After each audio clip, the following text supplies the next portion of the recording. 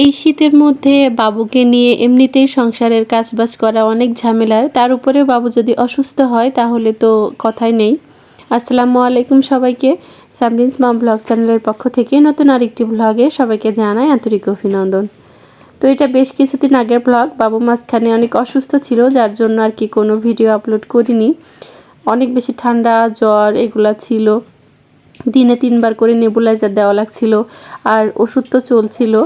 তো সব মিলিয়ে আর কি দিনগুলো বেশ কষ্টেই গেছে। ভিডিও করে রেখেছিলাম তখনই, কিন্তু আসলে ওইভাবে সময় সুযোগের অভাবে আপলোড করা হয়নি। তবে এখন বাবু আলহামদুলিল্লাহ ভালো আছে। আসলে এই শীতের সময় আর কি ঠান্ডাটা যার মধ্যে অনেক বেশি পড়েছিল, শৈত্যপ্রবাহ ছিল, রোদ কোনো কিছুই উঠছিল না। ওই সময় আর কি অনেক বাচ্চাই অসুস্থ হয়ে গেছে। এমনও হয়েছে যে বাবুকে নেবুলাইজার দেওয়ার জন্য যে ওষুধগুলা, ওইগুলো ফার্মেসিতে শর্ট পড়ে গিয়েছিল, কারণ প্রচুর বাচ্চা অসুস্থ ছিল। তো তখন আর কি বেশ সংসারের কাজকর্ম করতে অনেক ঝামেলা হচ্ছিল, ঘুমাতেই চাইছিল না, অনেক জ্বালাতন করছিল। তো এই তো আমি ওকে ঘুম পাড়িয়ে দিচ্ছিলাম, আমি একদিক থেকে ঘুম পাড়াচ্ছি, ও আবার উঠে যাচ্ছে। তো এই করতে করতে বেশ অনেকক্ষণ ঘুম পাড়াতে মানে সময় চলে গেছে। তারপরেও আমি ওকে ঘুম পাড়াতে পারিনি, কিন্তু কি আর করার, ওইভাবেই সংসারের কাজকর্ম তো করতেই হবে, ফেলে তো আর রাখা যাবে না। তাই আর কি হচ্ছে ওকে ওইভাবে শুইয়ে রেখে সব কাজকর্ম করে নিচ্ছিলাম। এমনিতে নর্মালি দেখা যাচ্ছে যখন সুস্থ থাকে তখন খেলনা দিয়ে বসিয়ে রাখি, বা টিভি দেখে, ফোন দেখে, যাই হোক কিছু একটা করে বসিয়ে রাখা যায়। কিন্তু অসুস্থতার সময় তো আর সেগুলো সে শুনবে না। তো ইতিমধ্যে কিন্তু সে ক্যান ক্যান ঘ্যান ঘ্যান শুরু করেছিল শুয়ে শুয়ে। আর আমাকে দেখতেই পাচ্ছেন হাত দিয়ে ইশারা করে কিভাবে ডাকছে তার কাছে যাওয়ার জন্য। তো আমি কি আর করব, তাকে নিয়ে বসে থাকলে তো আর এদিকে চলবে না। যার জন্য আমি ওইভাবেই ওকে রেখে একটু একটু করে কাজবাজ করে নিচ্ছিলাম।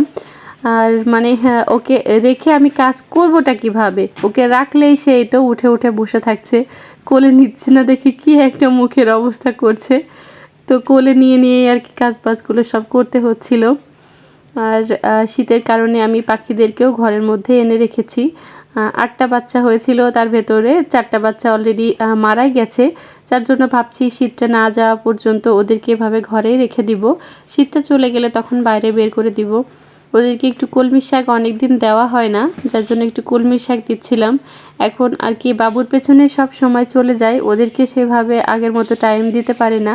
আগে একটা সময় ওদেরকে অনেক বেশি টাইম দেওয়া হতো, আর যত্ন অনেক বেশি করা হতো। এখন আর সেটা হয়ে ওঠে না। তো এইগুলো কিন্তু আমার হচ্ছে ফ্যামিলির নতুন সদস্য। ওই যে 3টা হলুদ, ওই 3টা হচ্ছে নতুন বাচ্চা আর কি হয়েছে। আর ওদের মা বাবাকেও নতুন কেনা হয়েছে। আর এগুলো তো আগ থেকেই ছিল। চিঙ্কু চিঙ্কি এটা আমার সব থেকে পুরাতন পাখি। আর যে উনি বসে বসে দোল খাচ্ছে, বেশ ভালোই লাগে ওদেরকে নিয়ে মাঝে মধ্যে আর কি সময়টা ভালোই কাটে। আর আমার আরোয়া ওদেরকে দেখতে অনেক বেশি পছন্দ করে, বাবু বাবু বললে চেয়ার নিয়ে যদি বসে থাকি তো ওইখানে ও ওদেরকে দেখে মজা করে, বেশ এনজয় করে। তারপরে তো আমি সাবরিনের বাবাকে বেশ অনেক দিন ধরে বলছিলাম আমার বিরিয়ানি রান্না করার জন্য এই হাঁড়িটা কিনে দিতে। তো অনেক দিন ঘ্যান ঘ্যান ঘ্যান ঘ্যান করার পর ফাইনালি সে আমাকে কিনে দিয়েছে।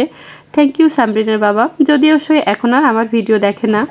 শুধু সাবরিনের বাবাকে একটু বলবো, আমার রেগুলার যারা ভিউয়ার ছিল সেই সব আপু ভাইয়ারাও দীর্ঘদিন ভিডিও না পেতে পেতে অনেকেই এখন আর চ্যানেলে ওইভাবে আসেও না, আর ভিডিও আপলোড করলে আগের মতো অতটা ভিউও হয় না।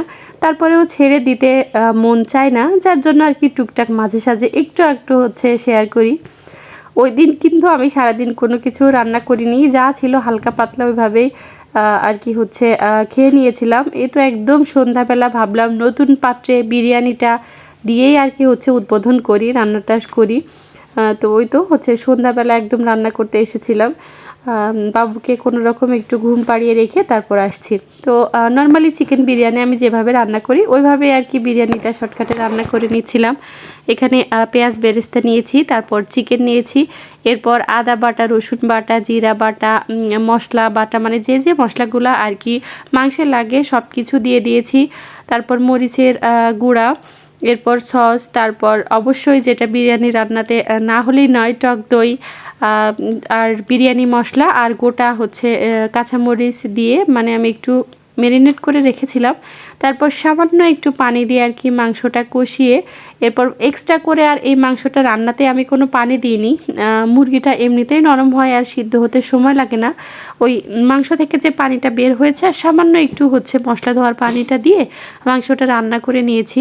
আগে থেকে চালটা ভেজে রেখেছিলাম, তারপর মাংসটা উঠিয়ে রেখে বাকি যে মশলাটা ছিল ওই মশলাটার মধ্যে চালটা দিয়ে পরিমাণ মতো পানি, কিছুটা বিরিয়ানি মশলা, গোটা কাঁচামরিচ, কিশমিশ সব কিছু দিয়ে ভাতটা যখন 80%-এর মতো হয়ে যাবে তখন এখানে আগে থেকে উঠে রাখা মাংস দিয়ে ঢাকনা দিয়ে দমে রেখে দেবো বেশ কিছুক্ষণ। এখানে চুলার আঁচটা একদম হচ্ছে লো করে রাখবো যাতে নিচে থেকে লেগে না যায়।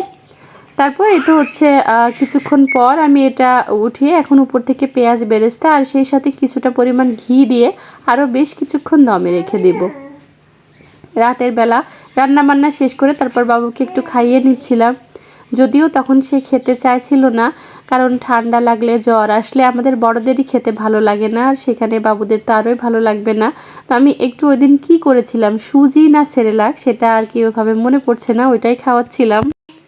এভাবেই আর কি অসুস্থ বাচ্চাকে নিয়ে শীতের মধ্যে সকালের কাজ দুপুরে, দুপুরের কাজ রাতে এভাবেই করে থাকি। যাই হোক, আজকে এখানেই বিদায় নিচ্ছি। সবাই ভালো থাকবেন, সুস্থ থাকবেন। আল্লাহ হাফেজ, আসসালামু আলাইকুম।